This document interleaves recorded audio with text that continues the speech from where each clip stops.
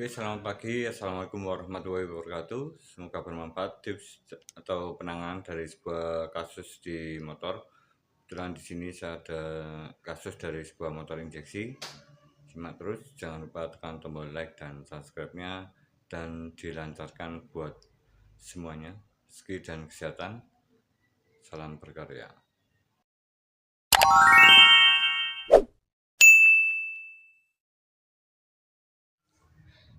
Oke teman, di sini saya ada sebuah busi dari sebuah motor injeksi ataupun motor karburator ini sama. Dan untuk beberapa jenis atau kode untuk motor injeksi, businya di sini biasa menggunakan kode UR27 atau seperti ini, ada kode R-nya. Karena di sini untuk karakter dari busi yang motor injeksi adalah tahan panas dan tentunya dengan temperatur yang tinggi, kerjanya maksimal untuk motor injeksi.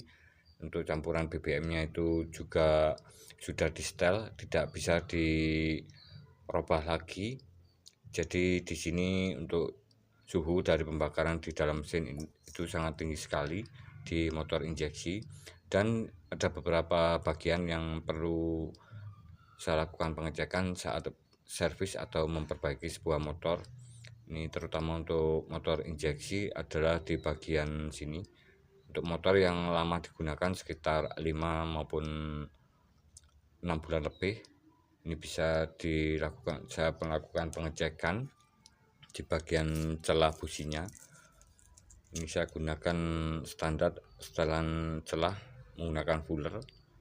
Setelan celah saya gunakan sebuah fuller dengan ukuran 09 mm. Saya gesek seperti ini. Ini di sini terlalu longgar. Ini biasanya untuk motor yang sudah lama digunakan akan berubah celah di dalam mesin. Celah businya ini akan berubah menjadi lebih renggang.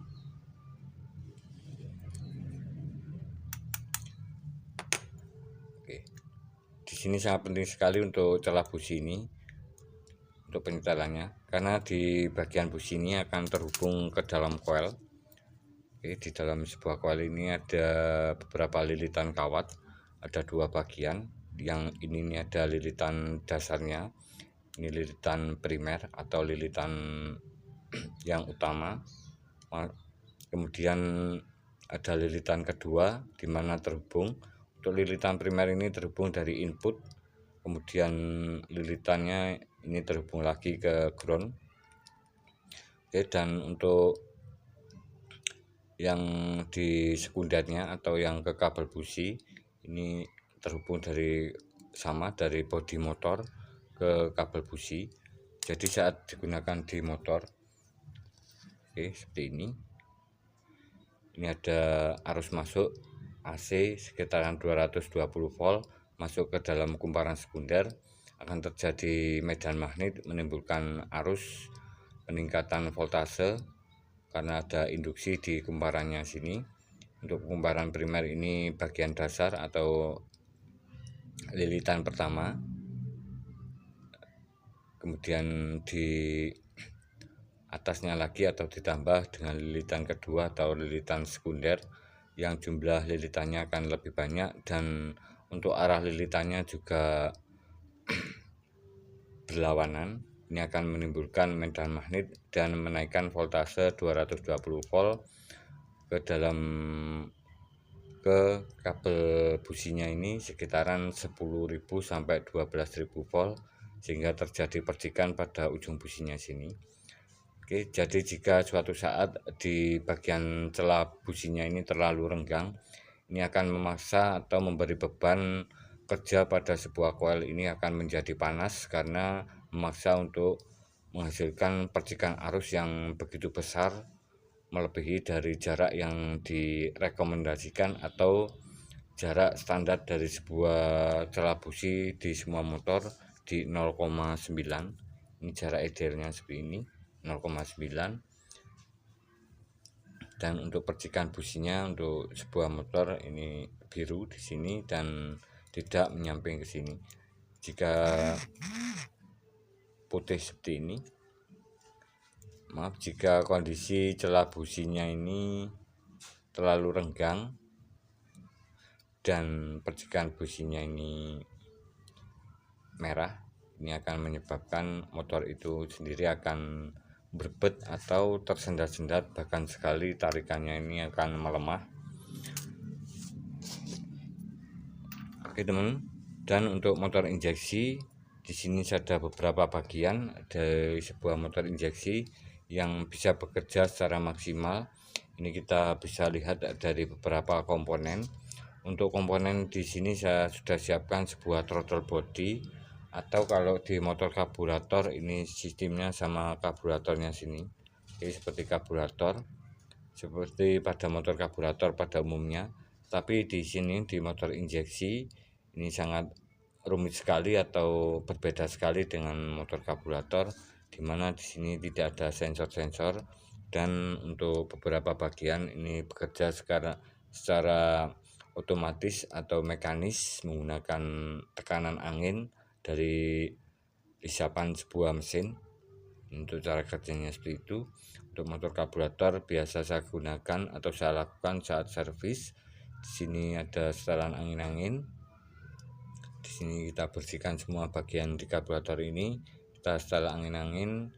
Untuk motor standar di sini sekitaran saya naikkan sedikit putaran gasnya, naik sedikit. Dan untuk setelan angin-angin ini untuk motor karburator supaya hasil dari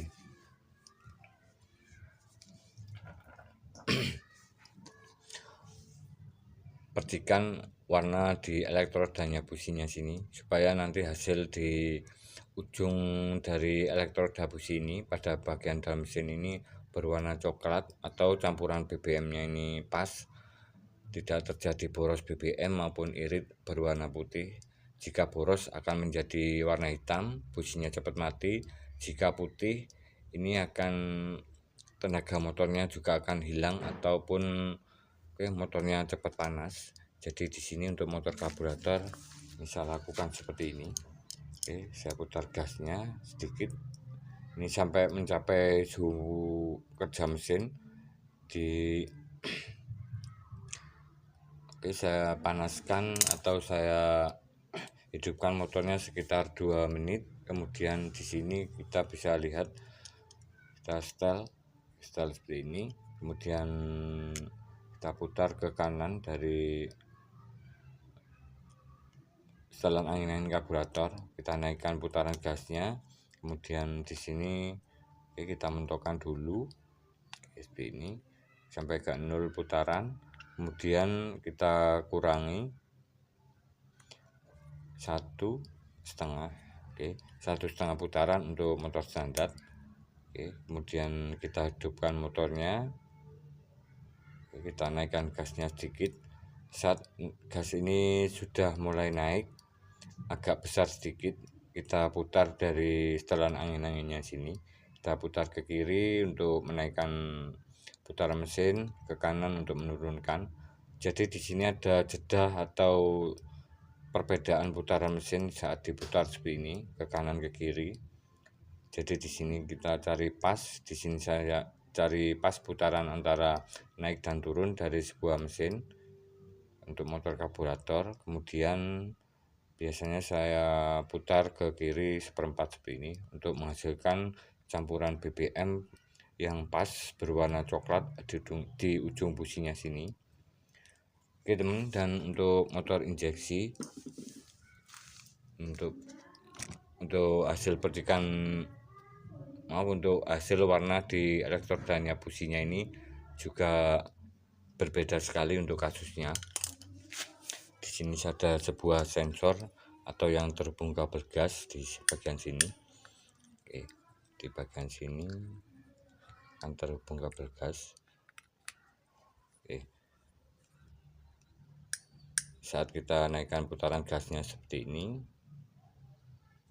saat naik putaran gas di sini untuk skepnya seperti ini. Jadi angin masuk dari udara luar ke dalam mesin. Saat membuka dinaikkan seperti ini. Ini udara masuk dan kemudian akan terhisap ke dalam mesin. Di dalam mesin ini ada injektor menyemprotkan BBM ke ruang bakar sehingga terjadi percikan campuran BBM dan udara dari yang masuk udara di bagian throttle body, kemudian disemprotkan BBM melalui injektor ke dalam ruang bakar, terjadi percikan busi sehingga motor ini akan hidup atau menimbulkan tenaga. Dan di sini untuk beberapa kasus dari sebuah motor injeksi, jika mengalami masalah terutama motornya tersendat-sendat, businya hitam, kita bisa melakukan pengecekan di bagian yang langsung terhubung ke kabel gas ini. Di bagian sampingnya sini, ini adalah sensor TPS, throttle position sensor, atau sensor yang mengatur berapa jumlah BBM yang masuk ke dalam mesin, berapa jumlah banyak BBM yang disemprotkan injektor ke dalam mesin. Ini adalah TPS ini yang mengatur seberapa besar derajat dari bukaan gas di sebuah motor. Jadi saat dinaikkan gasnya, pembukaan atau penyemprotan BBM ke dalam ruang mesin ini akan semakin lama membukanya. Jadi BBM penyemprotannya ini akan semakin besar atau banyak. Jadi di sini untuk beberapa masalah pada sensor TPS ini biasa terjadi saat sudah lama digunakan, dan di sini sudah sering saya lakukan untuk cara mudah mengetahui sebuah sensor TPS yang bermasalah. Di sini saya siapkan sebuah pol digital, kemudian di sini ada 3 pin pada sensor TPS. Ini sensor TPS-nya. Di sini saya akan posisikan ke 20 kilo ohm. Saya buka langsung. Ini saya jepit ke tengah yang merah. Yang merah. Yang merah. Yang atas hitam. Oke, seperti ini teman. Jadi untuk motor yang keadaan normal, saat diputar gasnya ini akan terjadi pembacaan digital seperti ini, pembacaan sensor pada sebuah sinyal ECU di motor injeksi, pembacaan voltase. Karena di sini sangat berhubungan sekali antara voltase dan resistansi. Jadi di sini saat diputar seperti ini, ini ada penurunan nilai dari sensor TPS. Seperti ini. Ini 13, terus menurun di 0,1. Saat saya putar gas ke kiri seperti ini, kita umpamakan kita naikkan gasnya seperti ini, akan terjadi pembacaan secara berurutan pada sebuah angka pengukuran di 5 kilo ohm, 5K. Ini untuk normalnya seperti ini. Karena di sini saat diputar gas seperti ini pembacaan software atau sensor di ECU-nya ini akan mempengaruhi dari seberapa besar pembukaan penyemprotan injektor ke dalam mesin. Jika kita putar seperti ini, ini karena berurutan. Ini coba saya goyang seperti ini. Ini akan berubah-ubah, berubah-ubah dari tadinya 3,8 menjadi mungkin 4,5K.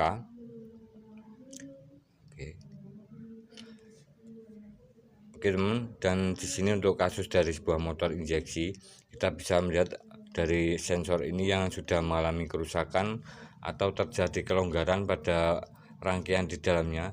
Karena untuk sensor ini sama fungsinya dengan sebuah potensio pada sebuah radio atau volume pada sebuah elektronik. Jika suatu terjadi kelonggaran atau terjadi keausan, pembacaan nilai dari sebuah resistansi di elektronik ini tidak berjalan semestinya atau tidak berurutan atau meloncat, kadang naik kadang turun. Ini juga bisa mempengaruhi dari sebuah injektor ini, penyemprotannya juga terlalu irit maupun terlalu besar atau terlalu boros. Kadang motornya itu tersendat-sendat bahkan sekali mogok. Ini bisa terjadi dari masalah di sensor TPS-nya sini. Di sensor TPS ini yang mengalami masalah. Dan ada bagian lain dari sebuah kasus di motor injeksi yang saya kemarin tangani dan mengalami masalah pada Supra pada Vario 125, di mana untuk ada beberapa bagian yang mengalami masalah, terutama untuk sistem penyemprotan BBM. Jadi untuk motornya ini kayak terlalu irit, bahkan sekali tersendat-sendat mungkin sekali bisa mogok, motornya tidak jalan. Jadi saat di awal gas ini tersendat-sendat, kemudian dinaikkan gasnya itu mogok lagi. Teman-teman bisa mengecek di bagian sistem bahan bakar atau bagian pada tangki sebuah motor. Kebetulan di sini saya ada sebuah komponen di motor injeksi.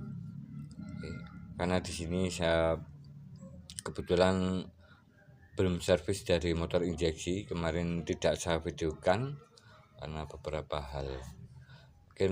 Dan di sini untuk komponennya adalah rotak. Rotak di dalam tangki BBM. Saat kita kontak on, kemudian motor kita hidupkan, ini jika tutup tangki dari sebuah motor kita buka, ini biasanya terdapat suara berdenging. Ini adalah sebuah pompa bensin yang bekerja pada sebuah motor injeksi, di mana saat dikunci kontak on, kemudian motornya ini hidup dan di sini akan terus berputar atau berbunyi. Dan di sini untuk fungsi atau cara kerja dari sebuah rotak ini sangat vital sekali dan sangat penting sekali, karena di motor injeksi seperti ini. Karena di dalam motor injeksi ini sama seperti sanyo pada sebuah sumur. Jadi saat digunakan ini menyedot BBM dari tangki bahan bakar, kemudian ditekan, melakukan penekanan pada bagian ujungnya sini. Di ujungnya sini melakukan penekanan sehingga terjadi penyemprotan. Teman, dan di sini sama seperti sanyo pada atau pompa air pada sebuah sumur. Jadi di sini saat dihidupkan motornya, ini ada beberapa pin atau bagian pada rotak ini. Ini yang ke positif dari sebuah arus dari aki, dan ini ke negatif sama seperti pompa air, hanya menggunakan arus DC. Dan di sini saat kunci kontak on, ini BBM akan masuk ke bagian inputnya sini dan akan keluar di bagian yang menuju ke kabel atau selang dari injektor. Ini ada tekanan, kemudian sisa BBM yang tidak digunakan atau saat motor putaran stasioner, sisa BBM-nya akan dikembalikan lagi ke dalam tangki. Ini ada regulatornya di tangki BBM atau bagian set dari pompa ini, pompa setnya.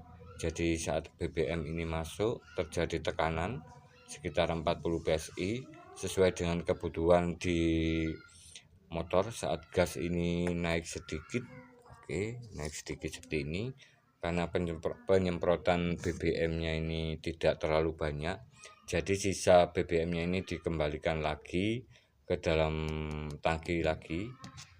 Dan suatu saat jika kita naikkan gasnya seperti ini, kita putar gasnya seperti ini, kita putar gasnya seperti ini, dan pembacaan sensor di TPS-nya ini memengaruhi dari pembukaan di injektornya akan lebih lama, dan BBM ini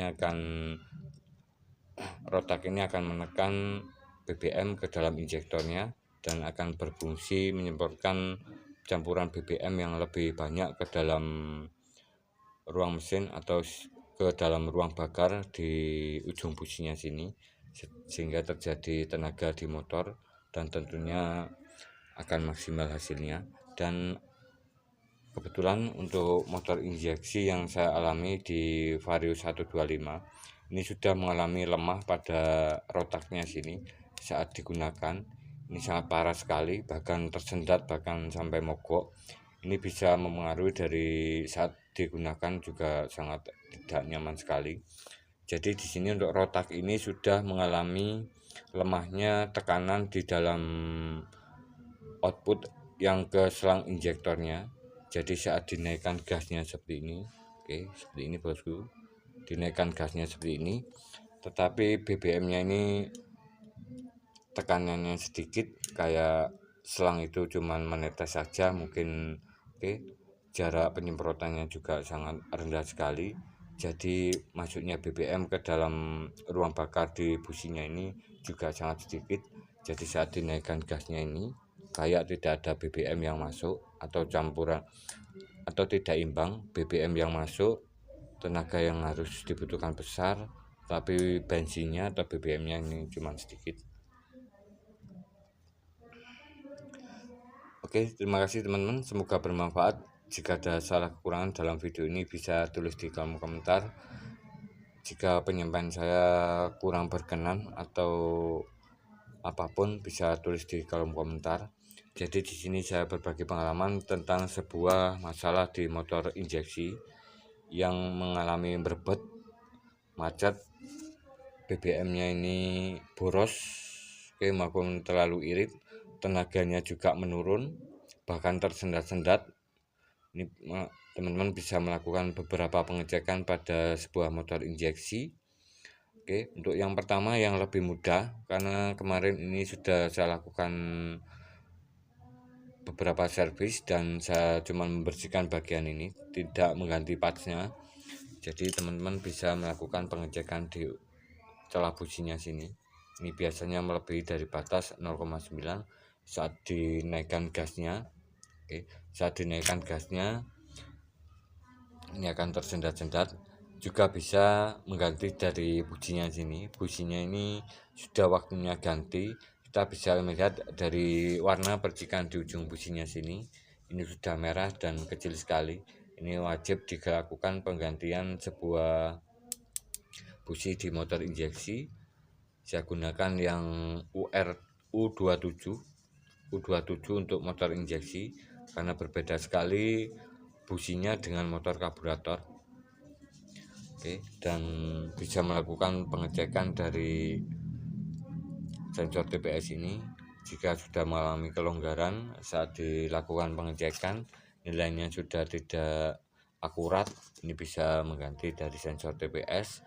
Dan jika masih terjadi berbet ataupun mogok-mogok terus, dari sudah diganti sensor TPS, kemudian busi sudah diganti tetapi tetap berbet, ini berarti rotaknya yang bermasalah. Ini untuk saya lakukan karena saya belum memiliki alat sebuah sensor atau melihat tekanan dari sebuah motor injeksi. Jadi di sini saya gunakan trik sederhana. Semoga bermanfaat. Salam otomotif, salam berkarya.